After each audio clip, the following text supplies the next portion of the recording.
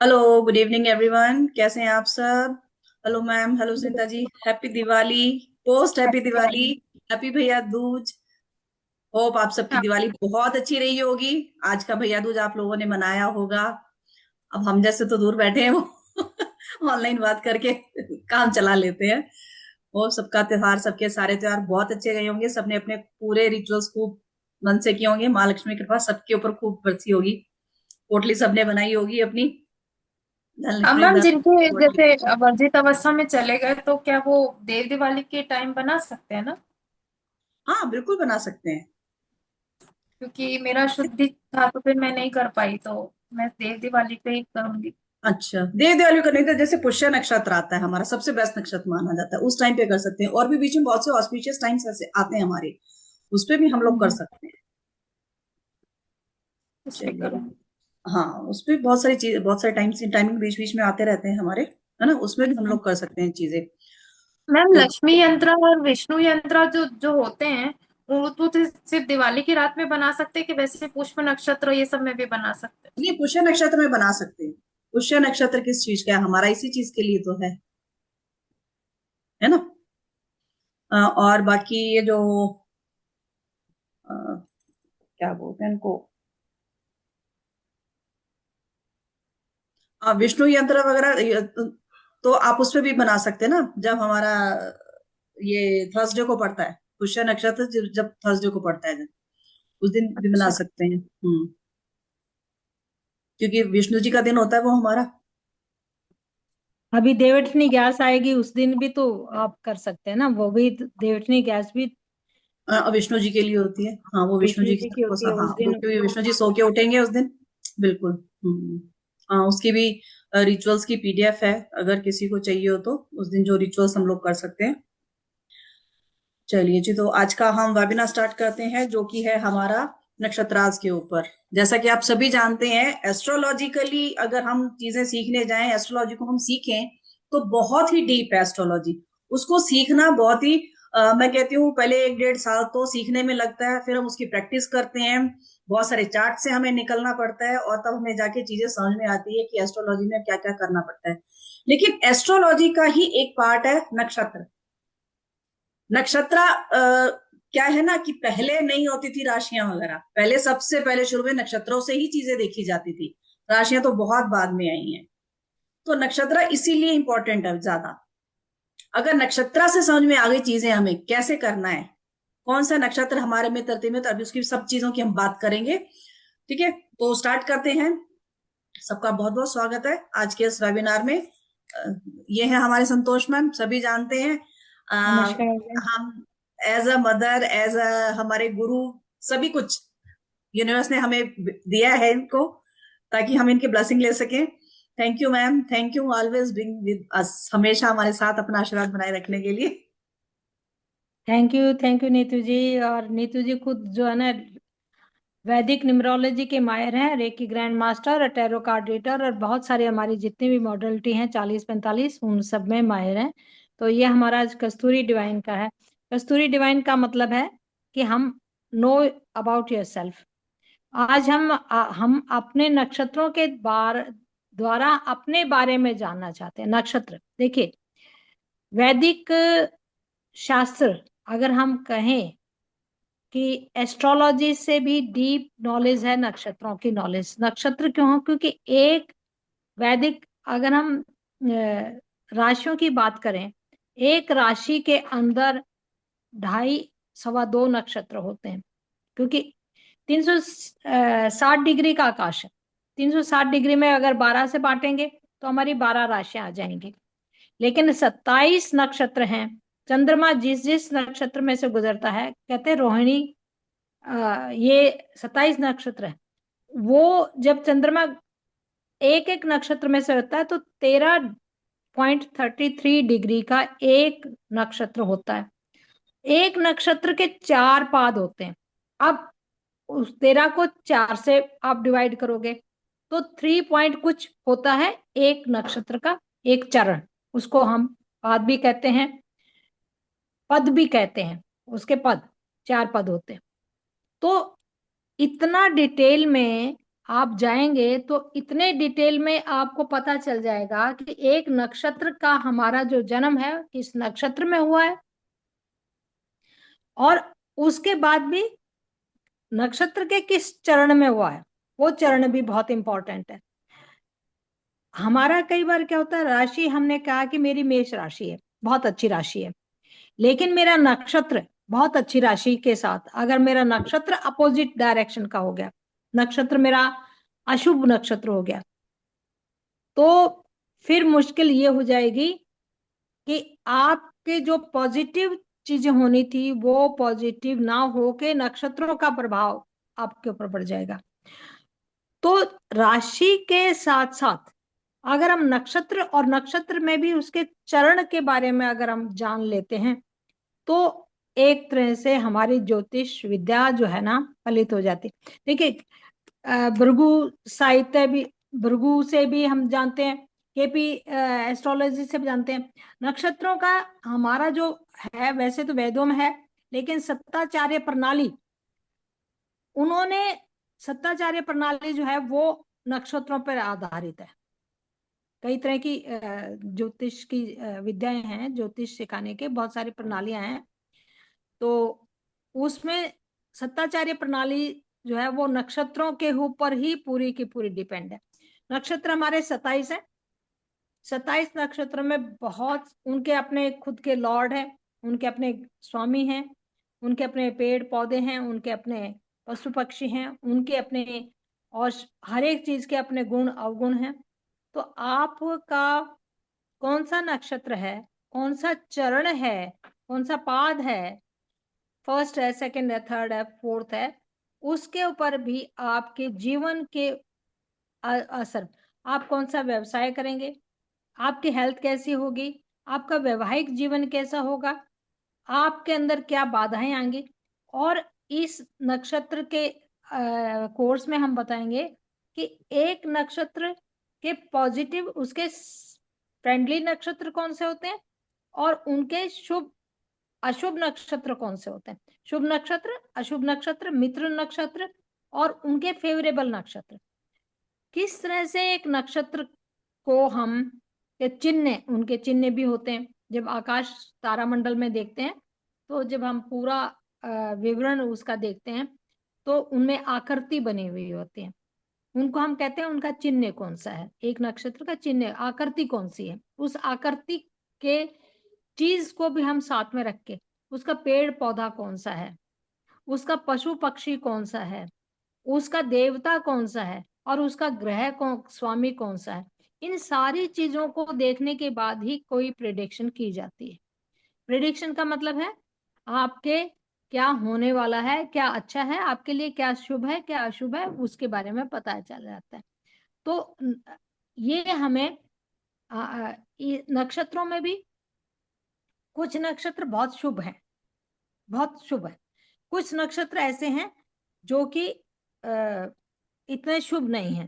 कहते हैं ना कुछ न गंडमूल में पैदा हो गया, मूल नक्षत्रों में पैदा हो गया, तो हम क्या करते हैं, बच्चा जैसे ही होता है पंडित जी देखते हैं कि इस नक्षत्र में पैदा हुआ और उस नक्षत्र के इस पद में हुआ, तो उनकी शांति भी वो करवाने का, जिस दिन जन्मदिन होता है या 10वां या 12वां दिन होता है, जैसे छठी होती है या 10वां दिन होता है, जब हवन होता है तो उसमें उस ग्रह की शांति भी करवाई जाती है। और जब हम वैवाहिक जीवन में बंधन में बांधने के लिए जाते हैं बच्चों को, तो सबसे पहले हम राशि तो देखते ही देखते हैं, राशि से ज्यादा हम नक्षत्र देखते हैं, नक्षत्र का स्वामी कौन सा है, उसका पाद कौन सा है, उसको ज्यादा देखा जाता है कि आपका प्रथम पाद कैसा है, हो सकता है वो बहुत विरोधी हो, और उस दूसरे लड़की का और लड़के का दोनों के नक्षत्र भी और उनके चरण भी देखे जाते हैं, तभी जाके उनके गुण मिलान वगैरह होते हैं। हम कई बार कहते हैं गुण तो मिला देते हैं लेकिन नक्षत्रों के वो नहीं देखे जाते, तो उसमें सारी गड़बड़ हो जाती है। तो न्यूमरोलॉजी के अंदर हम ये देखते हैं फ्रेंडली नंबर और अनफ्रेंडली नंबर, सम नंबर, तो इसमें भी ये देखा जाता है नक्षत्रों में भी कौन से फ्रेंडली नक्षत्र हैं आपस में, कौन से अनफ्रेंडली नंबर है और उनका कौन सा चरण है। तो ये बहुत डिटेल में एक है विद्या जो कि एस्ट्रोलॉजी के लिए, और अगर आपको एस्ट्रोलॉजी सीखने में दिक्कत आती है, एस्ट्रोलॉजी क्योंकि बहुत 2 साल 3 साल का कोर्स होता है, 2-3 साल की उसकी प्रैक्टिस होती है, तो अगर आप नक्षत्रों के बारे में भी अच्छा जान लेते हैं तो आप अपने जीवन के बहुत सारे उतार चढ़ावों को ठीक कर सकते हैं। और दूसरी एक और भी बात है कि आपको ये पता है कि मेरा ये नक्षत्र ऐसा है और मेरा ये फ्रेंडली नंबर है, ये फ्रेंडली नक्षत्र है। आपने कोई काम शुरू करना है, कोई व्यापार करना है, कोई डील करनी है, या कोई आपने पढ़ाई के लिए कुछ जाना है, या मैरिज के लिए जाना है, या घर बनाना है, तो आप अपने फ्रेंडली नक्षत्र का या शुभ नक्षत्रों के बारे में जानकर उनका फायदा उठा सकते हैं। तो नक्षत्रों का ज्ञान होना बहुत हर एक आदमी के लिए, ये नहीं कि हम ये कहें एस्ट्रोलॉजर के लिए ये अच्छा है या उसके, आम आदमी के लिए भी बहुत जरूरी है। आम आदमी के लिए ये विद्या एक ऐसी है जिसको हमें एस्ट्रोलॉजी, न्यूमरोलॉजी या नहीं कुछ भी आती है, लेकिन अपने नक्षत्रों का अगर हमें ज्ञान है तो हम बहुत कुछ अपने जीवन के अंदर बहुत कुछ परिवर्तन ला सकते हैं। तो एक बहुत अच्छा विषय है जिसके बारे में हम वेबिनार करें और इसके बाद में हम उसका कोर्स लेके आएंगे, जो कि जिसको सीख के आप बहुत ज्यादा फायदा उसका उठा सकते हैं। तो नक्षत्र 27 है, उनके अपने देवता हैं, उनके अपने नक्षत्र स्वामी हैं। तो 27 नक्षत्रों में अगर हम 9 भागों में बांटे तो एक नक्षत्र स्वामी के अंदर 3 नक्षत्र आते हैं, 3 केतु के हैं। तो शुरू से लेके आखिरी तक 1 से 9 तक लिखेंगे, फिर 10 से 18 तक लिखेंगे, फिर 19 से लेके 27 तक लिखेंगे। तो इस तरह से एक वो बन जाती है, एक सीरीज बन जाती है। देखिए अब इसमें ये सीरीज बनी हुई है, आपको इस पे बोर्ड पे आपको दिखाई देगी। तो जैसे आप लोगों को ये नजर आ रहा है जी मैम, कि ये हमने जो चार्ट जो शुरू होता है अश्विनी नक्षत्र से शुरू होता है। ठीक है, हम अपना कैसे देखेंगे कि आपका कौन सा नक्षत्र है ना। पहले आपको अपना नक्षत्र फाइंड आउट कर लेना है। एस्ट्रो सेज पे जाके बड़ी इजीली पता लग जाता है कि आप देखेंगे आपका मून, ठीक है, आपकी राशि में मून जहां पर बैठा हुआ है वो नक्षत्र आपका होता है। नहीं तो एस्ट्रो सेज पे जाके आप जब उसको फाइंड आउट करेंगे, आपका जहां पे पूरा लिखा होता है, पंचांग लिखा होता है, वहां पे आपका नक्षत्र निकल के आ जाता है। उसमें वहां चरण भी लिखा होता है। उस नक्षत्र के आगे जो नंबर लिखा होता है वो चरण होता है। जैसे किसी का अश्विनी नक्षत्र है, उसके आगे 1 2 3 4 कुछ ना कुछ नंबर लिख रखा होगा, तो वो चरण कहलाते हैं। चरणों की बात भी हम अभी करेंगे, थोड़ा सा डिफाइन करेंगे चरण की बात भी, कि किसी किसी चरण के बारे में बताएंगे कि क्या होता है। अलग अलग चरण का अलग अलग प्रभाव पड़ता है हर मनुष्य की लाइफ में। ठीक है, तो उसका होता है। अब आपको चार्ट कैसे बनाना है, ठीक है। जैसे एक ये चार्ट मैंने लिया हुआ है, इसमें आप देखेंगे अश्वनी भरणी से स्टार्ट हो रखा है, अश्वनी से स्टार्ट है। ठीक है, अश्वनी भरणी कृतिका नंबर वाइज आ रहे हैं। सबसे लास्ट होता है रेवती नक्षत्र। 28 नक्षत्र होते हैं वैसे। 28वां कौन सा नक्षत्र होता है? अभिजीत, जिसको बोला जाता है, लेकिन वो इनमें काउंट नहीं आता है, वो इसमें काउंट नहीं किया जाता है। वो 27 तक ही माने जाते हैं नक्षत्र। ठीक है, ये हमारे दिए हुए नहीं है, ये जो पुराने टाइम से चले आ रहे हैं वही चीजें हैं, हम इसमें कुछ नया लेकर नहीं आए हैं। तो आपका जो भी नक्षत्र है, मान लीजिए आप हस्ता नक्षत्र में पैदा हुए हैं, ठीक है, तो नंबर 1 पे जहां अश्विनी लिखा है, आपका जन्म नक्षत्र हस्ता हो जाएगा। जैसे ये सीक्वेंस आप देख रहे हो, सीक्वेंस जो लिखी हुई है, जन्म, बर्थ नक्षत्र, बर्थ स्टार, नेटल मून, फिर ऐसे लिखा हुआ नंबर, तो नंबर 1 पे आपका हस्ता नक्षत्र आएगा। उसके बाद हस्ता के बाद कौन सा आ रहा है? चित्रा, फिर स्वाति, फिर विशाखा। तो इस तरीके से आप अपनी सीरीज बना लेंगे, नक्षत्रों को लिखते चले जाएंगे। इस तरीके से आप अपना नक्षत्र लिखते चले जाएंगे। सबसे पहले नंबर पे आपका जो जन्म नक्षत्र है वही आएगा, उसके बाद उसका नेक्स्ट आएगा। मान लीजिए किसी का रेवती ही है, तो रेवती कहां आ जाएगा? फर्स्ट नंबर पे आ जाएगा। रेवती के बाद कौन सा आया? दोबारा से अश्विनी आ गया, तो अश्विनी सेकंड नंबर पे हो जाएगा। इस तरीके से हमारे चेंज होते चले जाएंगे।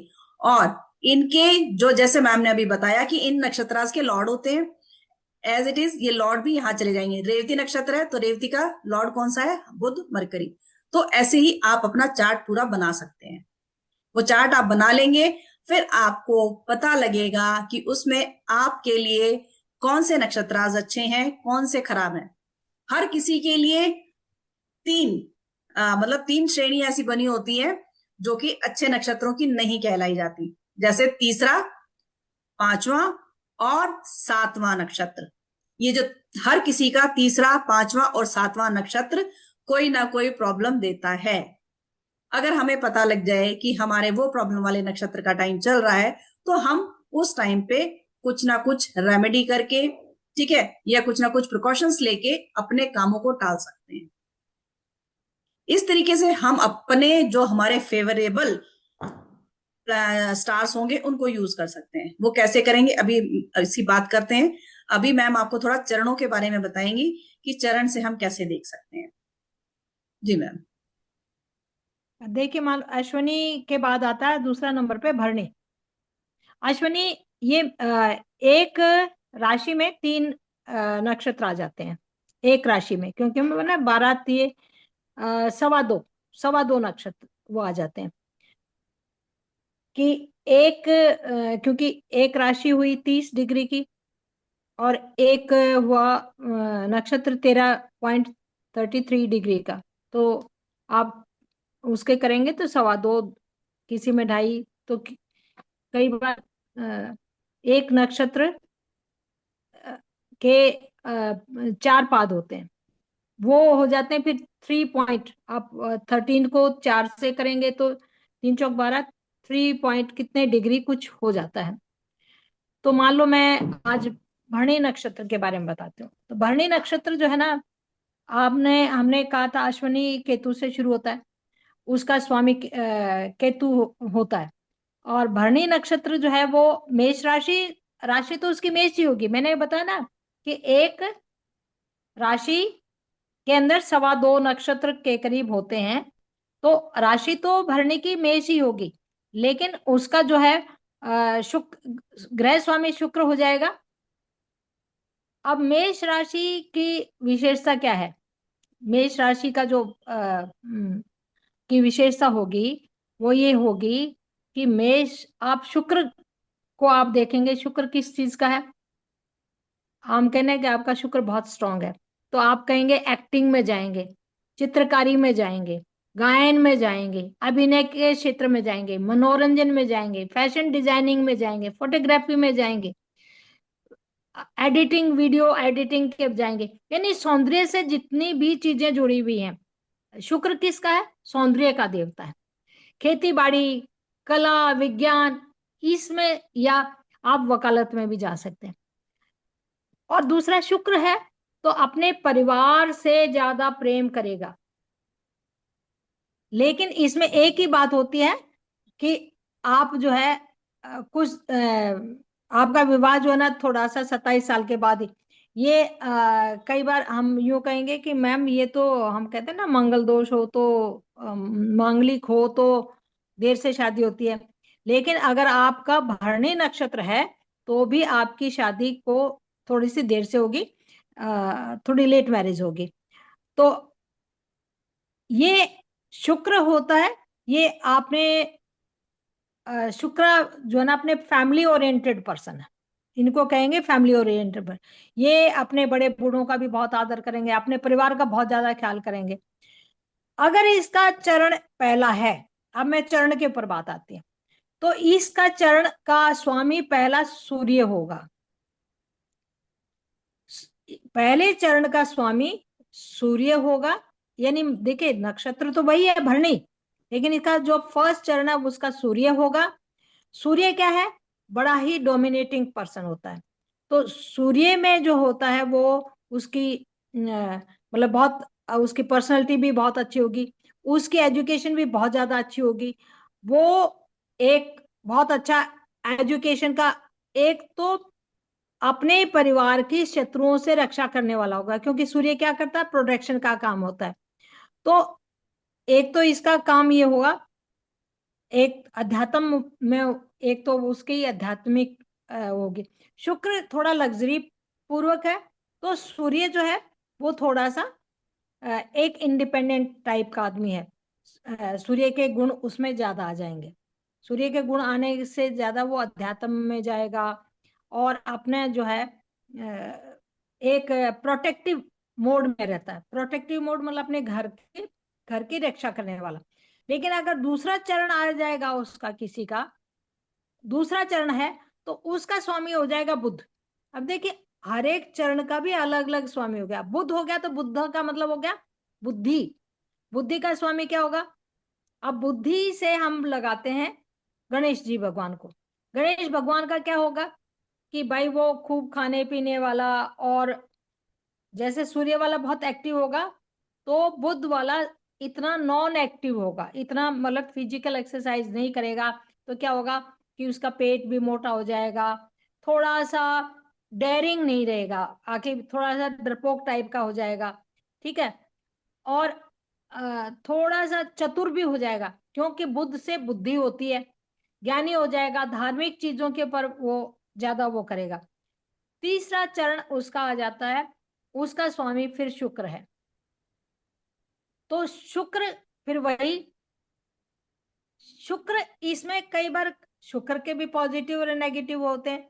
कई बार क्या होते हैं, ये चंचल भी हो जाते हैं, से दूसरे अपोजिट सेक्स से थोड़ा सा इनका लगाव थोड़ा सा ज्यादा हो जाता है। इनका शरीर तो बहुत पतला होता है, लेकिन थोड़े से जो शुक्र है वो क्या होता है, थोड़ा सा घमंडी भी हो जाता है, चतुर भी हो जाता है, थोड़ा कामुक भी हो जाता है। तो हमें जब ये पता है कि मेरा भरणी नक्षत्र में मेरा तीसरा चरण है, और मेरा स्वामी उसका हो गया शुक्र, और मेरे अंदर ये प्रवृत्ति है कि मैं थोड़ा सा चंचल हूं, तो हम क्या कहेंगे, भाई आपने अपोजिट सेक्स से थोड़ा सा संभल के रहना है।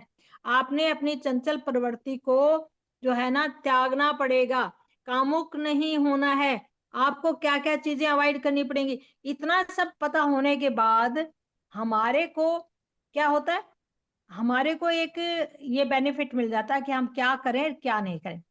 चौथा चरण है उसका स्वामी मंगल हो गया। अब देखिए एक ही नक्षत्र के 4 चरण है, चारों के स्वामी भी अलग अलग है। इसका स्वामी मंगल हो गया। मंगल क्या है? ऊर्जावान। जहां शुक्र ऊर्जावान नहीं था, जहां बुध वाला जो दूसरा चरण था वो बुध का था, वो ऊर्जावान नहीं था, क्योंकि वो आराम बुद्धि से काम लेने वाला, फिजिकल एक्सरसाइज करने वाला नहीं। लेकिन मंगल जो है वो ऊर्जावान है, ठीक है। और थोड़ा सा इसके अंदर विस्फोटक ऊर्जा है। विस्फोटक ऊर्जा मतलब भाई ये अगर कहीं लड़ाई झगड़ा हो गया तो लड़ने झगड़ने में, मरने मारने में ये तैयार रहेगा। आप कहेंगे मैम देखिए मेरा तो नक्षत्र क्या था, भरणी नक्षत्र था, वो बड़े उसका पारिवारिक जीवन बड़ा प्रेम में था। लेकिन यहाँ तो ये हो गया चौथा चरण, ये बहुत ऊर्जावान है और बहुत विस्फोटक है। लेकिन ये क्या होगा, थोड़ा सा जो है ना व्यवहारिक होगा। व्यवहारिक मतलब आपने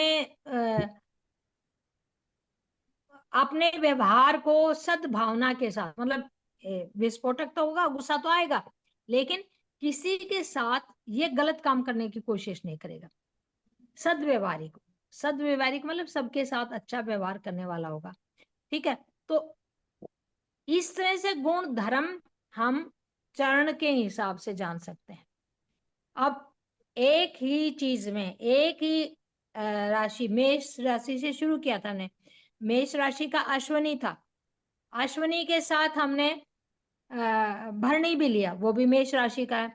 आप कहेंगे मैम मेष राशि के तो आदमी बड़े देखिए ऊर्जावान होते हैं मेष राशि के, ठीक है। मेष राशि के अंदर जो अश्विनी नक्षत्र के होते हैं वो बहुत ही ऊर्जावान, बहुत ही ताकतवर, बहुत एक्टिव, बहुत वो होते हैं। अब भरणी नक्षत्र के उनके सबके चरण अलग अलग हो गए।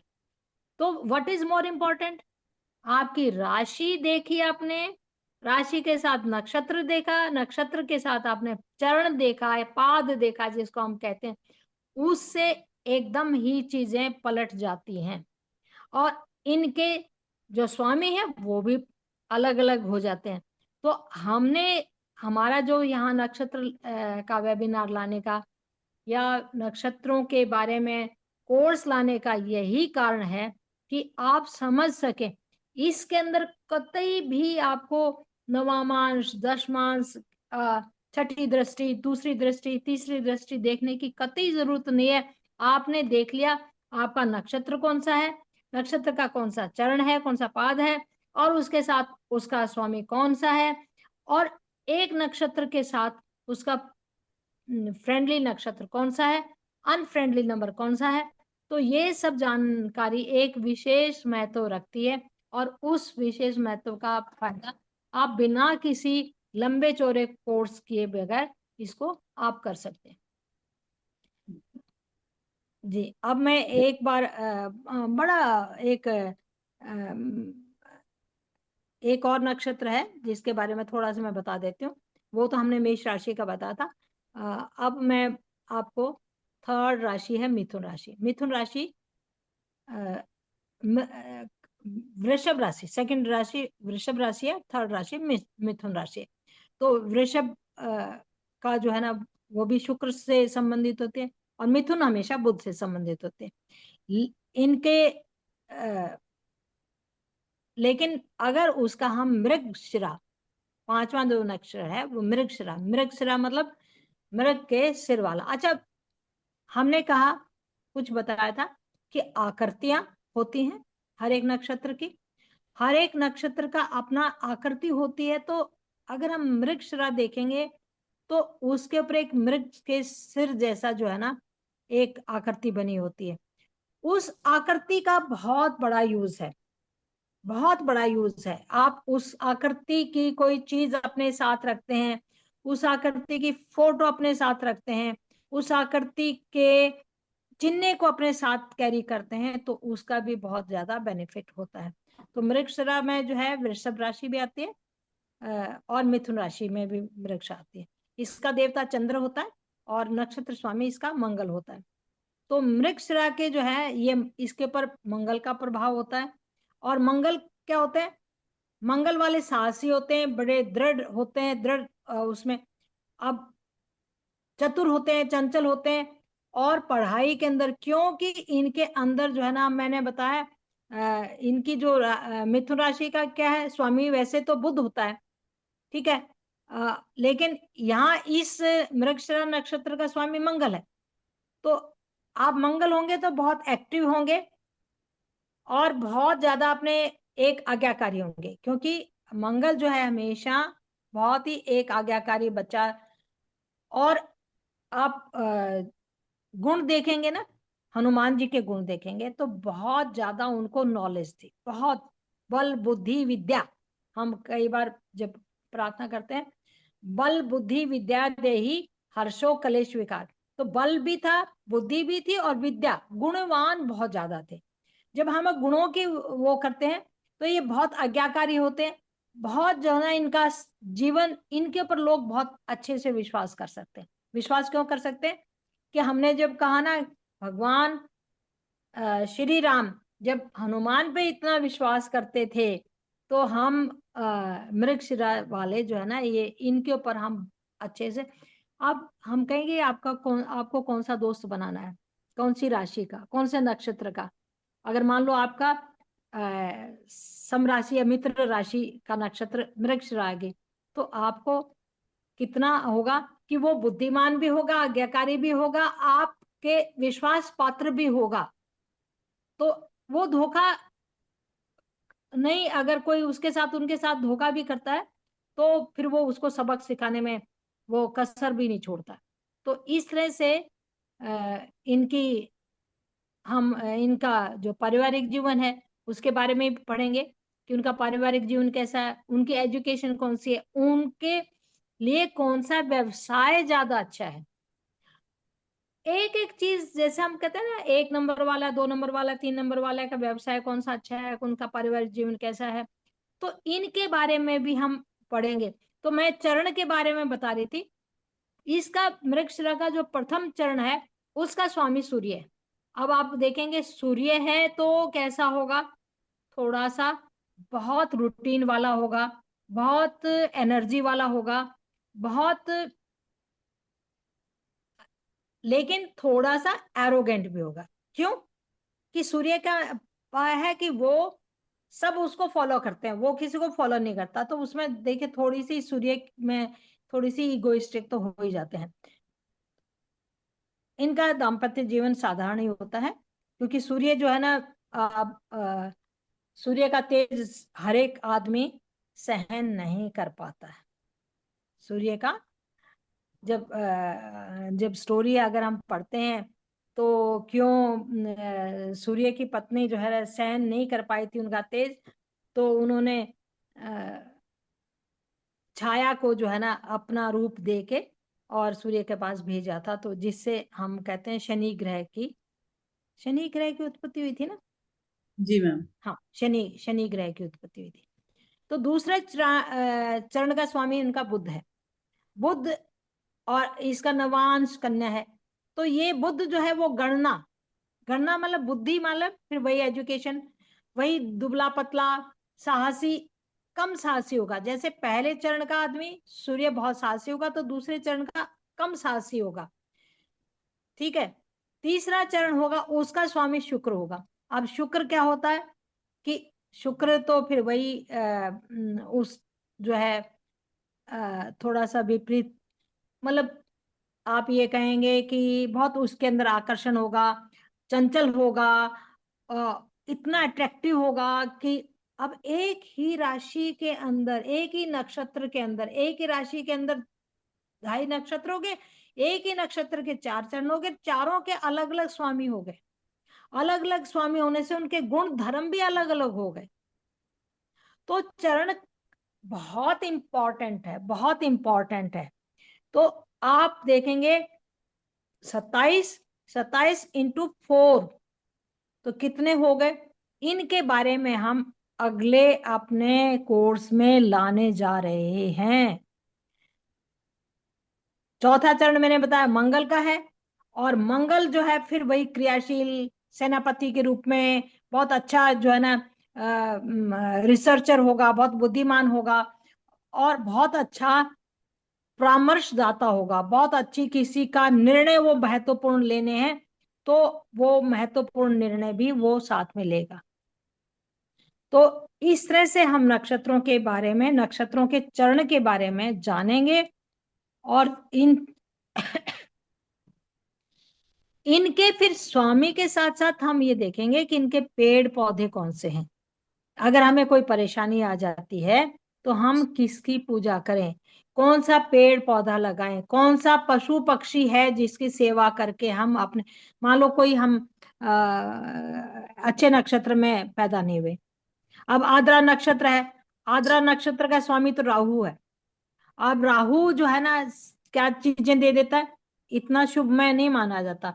एक तो अचानक से तोड़ फोड़, जैसे कहते हैं ना तोड़ फोड़ वाला। अगर हम कोई काम आद्रा नक्षत्र में करने जाएंगे ना तो वो अचानक से मे भी बहुत पॉजिटिव हो जाए, मे भी बहुत ज्यादा नेगेटिव हो जाए। तो हमें इनका ज्ञान क्यों होना चाहिए कि हम देखेंगे कि आज का नक्षत्र कौन सा है और मैं ये काम करने जा रहा हूं, तो मैं किस नक्षत्र का फायदा ले सकता हूं और किस नक्षत्र को अवॉइड कर सकता हूं। और ये गूगल पे आपको आराम से दिख जाएगा कि कौन सा नक्षत्र चल रहा है और कौन सा नक्षत्र नहीं चल रहा। जी मैम। ये तो जैसे आपने देखा भी, मैम ने समझाया चरणों के अकॉर्डिंग। अभी सिर्फ 2 ही बताए थे आपको। 27 नक्षत्रों के पूरे चरण आपको समझाए जाएंगे, बताए जाएंगे। कैरेक्टरिस्टिक हर एक नक्षत्र का पूरा डिटेल में बताया जाएगा कि उनका कैरेक्टरिस्टिक्स क्या होगा, क्या एट्रीब्यूट्स, किस तरीके से करेक्ट करोगे आप, कैसे कैलकुलेशन, कैसे देख पाते हैं हम लोग, कैसे हम देख पाते हैं कि राशि क्या है, ठीक है, और उसका लॉर्ड कौन सा है। तो लॉर्ड के अकॉर्डिंग नक्षत्र हमें क्या प्रभाव दे देता है, वो सारी चीजें कैसे कैलकुलेट करेंगे हम, वो इस ग्रुप, क्योंकि कोर्स बहुत लंबा होने वाला है, हमने 1 हफ्ते का ही टाइम रखा है, इसमें मे भी टाइम ज्यादा भी हो सकता है, ठीक है ना। 1 वीक की क्लास रहेगी ये, वैसे तो 1 वीक रखा है अभी हमने। 1 वीक में भी ये रहेगा कि बीच में हम जैसे 2 क्लास लिए या 3 क्लास लिए तो बीच में एक ब्रेक भी रखेंगे, सो दैट आप लोग प्रैक्टिस कर सको।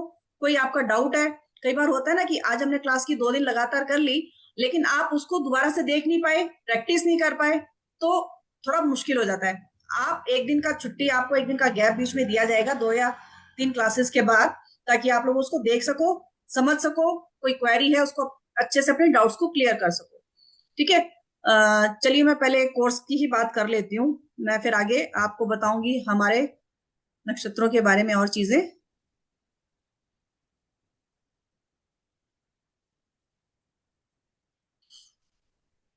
जी, ये जो कोर्स हमारा आ रहा है इसके अंदर बहुत सारी चीजें सीखने वाले हैं कि सबसे पहले तो नक्षत्रों का पूरा विवरण, उनकी कैरेक्टरिस्टिक्स, ये जो मैंने अभी कंटेंट में दिखा रही हूँ ये बहुत ही छोटा सा है उसके हिसाब से। हमारे फ्रेंडली नक्षत्र कौन से होते हैं, सोलमेट हमारा कौन सा नक्षत्र होता है, हमारा मित्र, अति मित्र, हमारे अभी जैसे मैंने बात की, अभी आपको एक चार्ट दिखाया था मैंने, है ना, ये चार्ट आपको दिखाया था, ये आपके पास हमेशा रहना चाहिए। आप इसको अपना, जैसे ये बना हुआ है चार्ट, आप ऐसे पूरा अपना चार्ट बना के रखेंगे और अपने नक्षत्रों के हिसाब से फिर उसको हम देखते हैं कि कैसे कैसे कब कब क्या क्या होने वाला है। और हम इसमें देखेंगे कि हमारा ऐसा कौन सा, हर एक का एक चिन्ह होता है, एक कोई ना कोई एक ऐसी वस्तु होती है, पशु होता है, पक्षी होता है, वृक्ष होता है, वो पूरा डिटेल में समझेंगे कि हम उनको यूज कैसे करें। फिर ये तो पता लग गया हमें, ठीक है, कि ये इसका पशु है, ये इसका पेड़ है, उनको यूज कैसे करना है, वो हमारे फेवर में कैसे काम कर सकते हैं, एज अ रेमेडी हम उनको कैसे यूज कर सकते हैं और किस टाइम पे करनी है। ये नहीं कि कभी भी हमें अपना नक्षत्र पता चल गया, हमने अपना पेड़ पौधा लगा लिया, छुट्टी नहीं, उसको कब करना है, क्योंकि हर रेमेडी को करने का एक टाइम होता है। ठीक है, तो वो रेमेडी आपको करनी कब है वो हमें देखना होता है।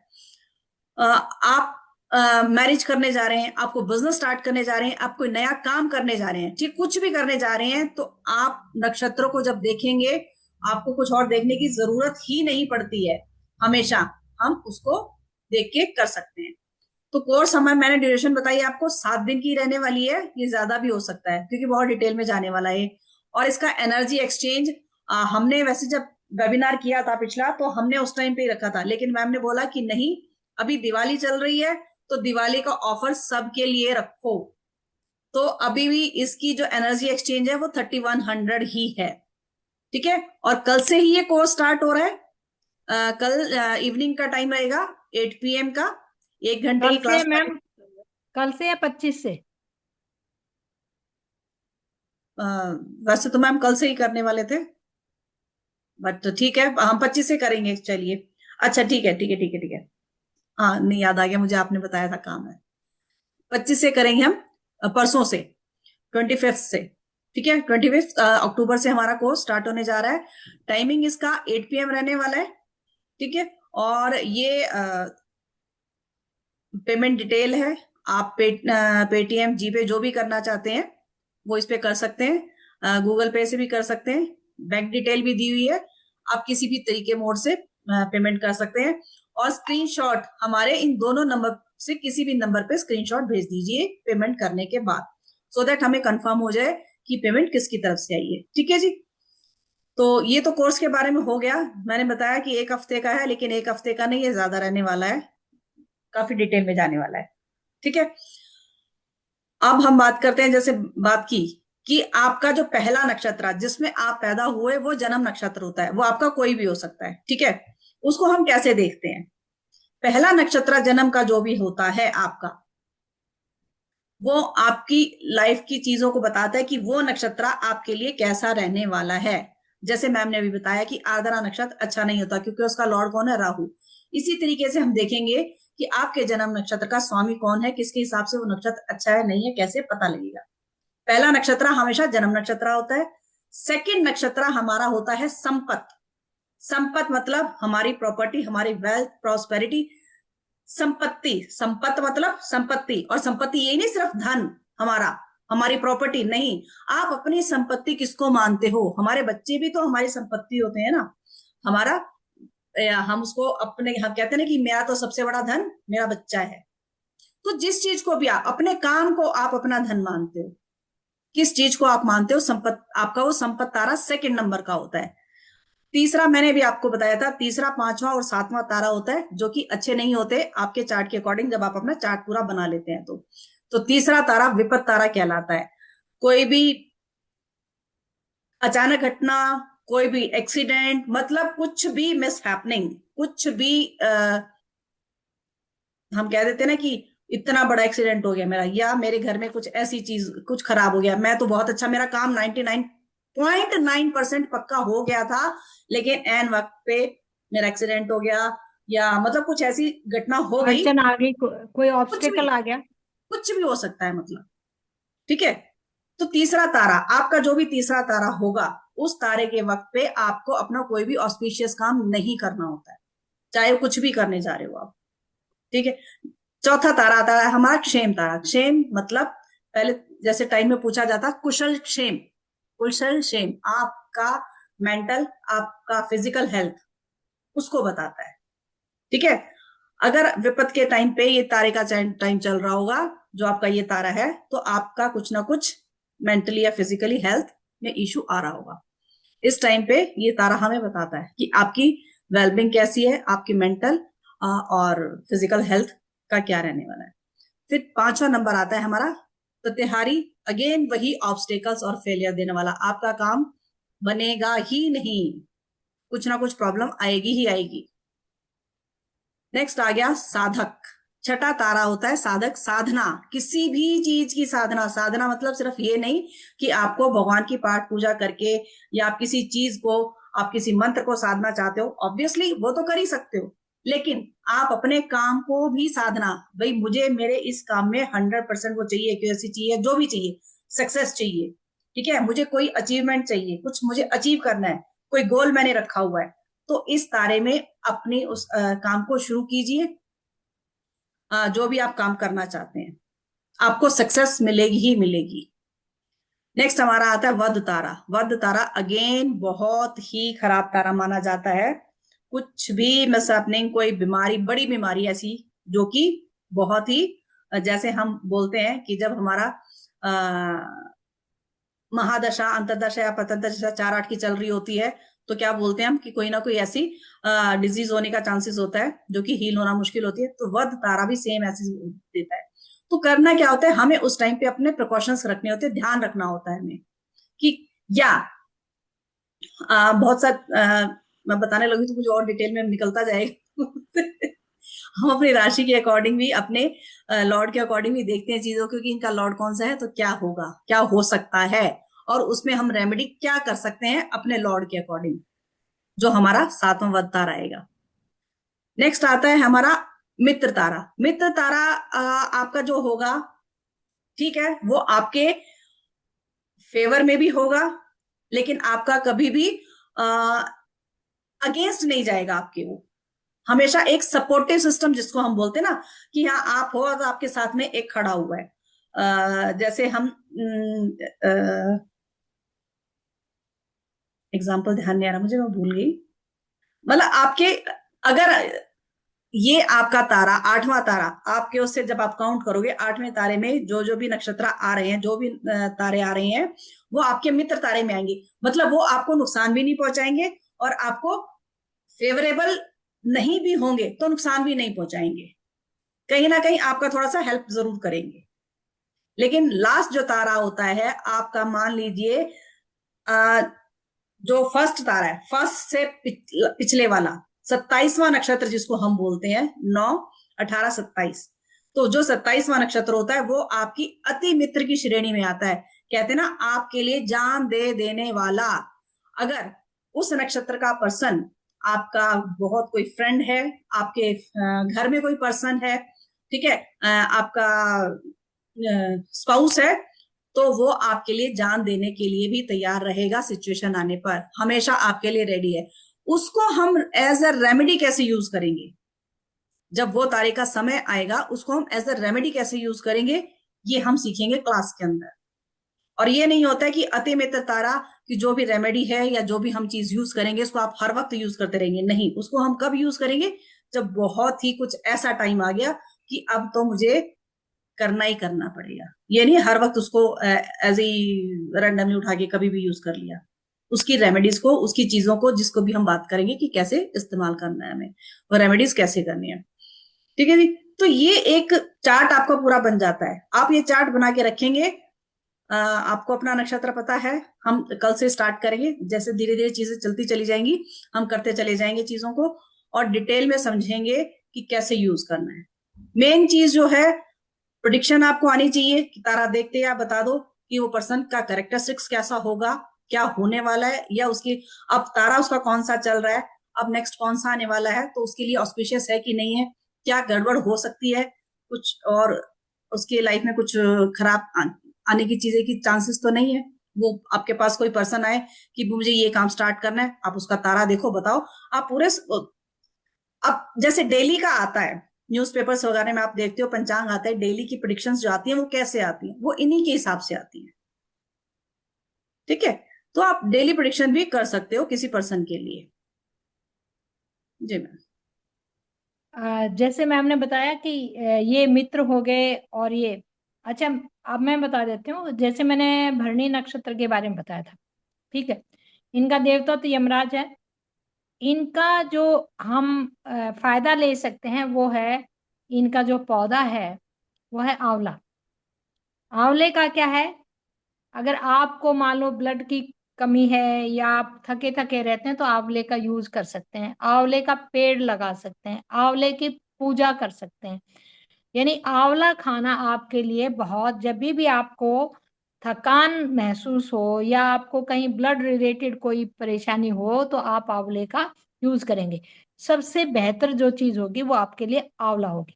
आपका जो एनिमल होगा वो हाथी होगा। हाथी को क्या करेंगे, अगर मान लो देखिए हाथी पाल तो कोई नहीं सकता, लेकिन हाथी की आप फोटो लगा सकते हैं, हाथी का एक छोटा सा घर में स्टैचू रख सकते हैं।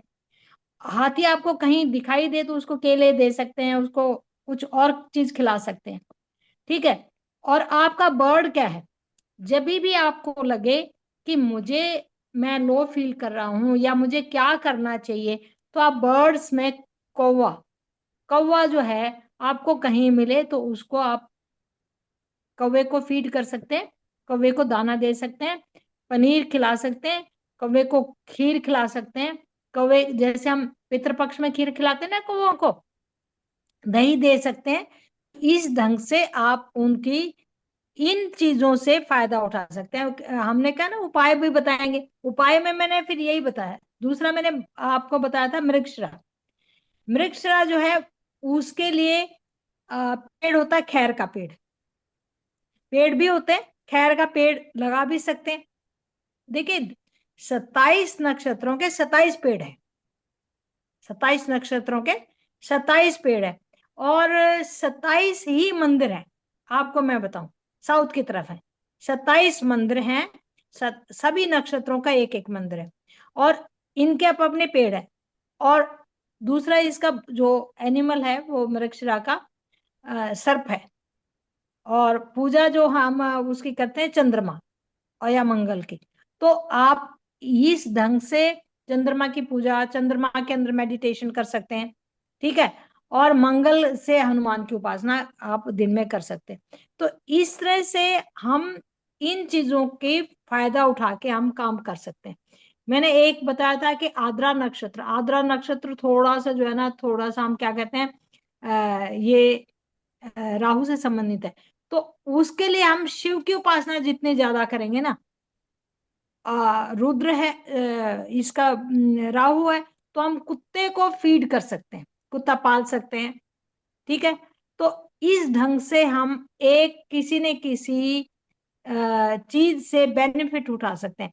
पेड़ पौधा लगा सकते हैं, एनिमल्स के बारे में हम बताएंगे, आपको पूरा बताएंगे कि किसका कौन सा एनिमल है, किसका कौन सा पेड़ है, किसकी किसी की फोटो भी लगा सकते हैं। मान लो मेरा हस्ता नक्षत्र है और हस्ता नक्षत्र का जो बर्ड है वो हॉक है, तो हम क्या करेंगे, उसकी पिक्चर अपने फोन पे लगा लेंगे, अपने लैपटॉप पे लगा लेंगे, उसकी पिक्चर छोटी सी हम अपने घर में रख सकते हैं। ऐसी जगह जहां हम देखते रहे, मुझे ये पता है कि मेरा ये नक्षत्र लॉर्ड है और मेरा ये एनिमल है, ये मेरा बर्ड है, तो उसका छोटा सा स्टैचू लगा सकते हैं, उसकी फोटो लगा सकते हैं। आकाश में उड़ता हुआ हॉक कैसा लगता है। तो इस ढंग से हम किसी भी चीज का उसका हम बेनिफिट हो सकते हैं। तो हम नक्षत्रों के बारे में बताएंगे, नक्षत्रों के उनकी रेमेडीज कैसे करनी है वो बताएंगे, नक्षत्रों के लॉर्ड कौन से हैं वो बताएंगे, और अब मैम ने बताया कि मित्र कौन है और अति मित्र कौन है, कैसे निकाला जाएगा, ये भी बताएंगे। तो इस तरह से हमारा पूरा कोर्स 7 दिन का, मैं तो नहीं समझ सकती कि 7 दिन में पूरा होगा। 7 दिन का, 8 दिन का, 9 दिन का, जितना भी होगा। और इसकी एनर्जी एक्सचेंज 31 है, जो कि बहुत कम है। जिस हिसाब से डिटेल से आपको पीडीएफ मिलेगा, आपको सर्टिफिकेट मिलेगा और आपको रिकॉर्डिंग भी मिलेगी। तो मुझे उम्मीद है कि आप इसका फायदा जरूर उठाएंगे, क्योंकि इसके अंदर कोई ज्यादा गणना की जरूरत नहीं है, कैलकुलेशन नहीं है। सबसे बड़ी बात है, कैलकुलेशन नहीं है। कोई भी लेमैन आदमी इसके बारे में जान सकता है। आपके घर में 4 मेंबर हैं, ठीक है, 4 मेंबर के आपने नक्षत्र निकाले, उनके पॉजिटिव मित्र, अति मित्र और वो भी निकाले। तो एक तरह से आप बैठ के आराम से अपने पूरे घर की प्रिडिक्शन नहीं कर सकते हैं, और उस प्रिडिक्शन का फायदा भी उठा सकते हैं।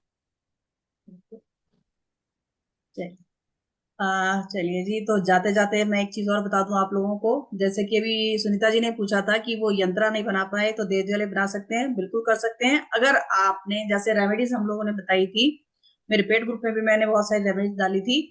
रेमेडी अगर आपकी कोई रह गई है, दिवाली पे नहीं कर पाए हैं, तो डेफिनेटली आप देव दिवाली पे कीजिए उसको। और दूसरी चीज, अब जो सैटरडे आ रहा है, ठीक है, सैटरडे को आप लोग अपने घर में सबकी नजर जरूर उतार लीजिएगा, ठीक है। दिवाली के बाद वैसे मैंने दिवाली से पहले भी, दिवाली के बीच में भी रेमेडीज वगैरह बताई थी कि कैसे कैसे आप लोग करना है। लेकिन इस सैटरडे को अपनी नजर घर में सबकी उतारिएगा, ठीक है। जिस भी तरीके से आप करते हैं, राई नमक लेके भी कर सकते हैं, लाल मिर्च से, या जैसे हम उससे करते हैं, जिस भी तरीके से आपको करनी है। दूसरी चीज, अगर आपके घर में कोई ऐसा बच्चा है जिसको चोट बार बार लग रही है, होता है ना, कई बच्चे बार बार गिरते पड़ते रहते हैं, तो उस बच्चे का एक जोड़ी जूता जो वो पहनता है, वो डोनेट कर दे, या उसको मंदिर में रख के आ जाए। वो बच्चा पहन के जाए, वहां छोड़ के वापस आ जाए। ये रेमेडी आप जरूर कीजिए, आप देखेंगे उस बच्चे की लाइफ में धीरे धीरे फर्क पड़ेगा, ठीक है। तो ये छोटी सी चीज मुझे ध्यान आई थी, तो मैंने सोचा जाते जाते आप लोगों को ये शेयर कर लूं। चलिए जी, thank you ma'am. Thank you so much आपका ज्वाइन करने के लिए, अपना टाइम देने के लिए। होप हम मिलेंगे आप परसों 25 तारीख को 8 बजे हमारा कोर्स स्टार्ट होने जा रहा है, हम लोग वहां मिलते हैं। ओके जी, bye bye. Thank you. Thank you.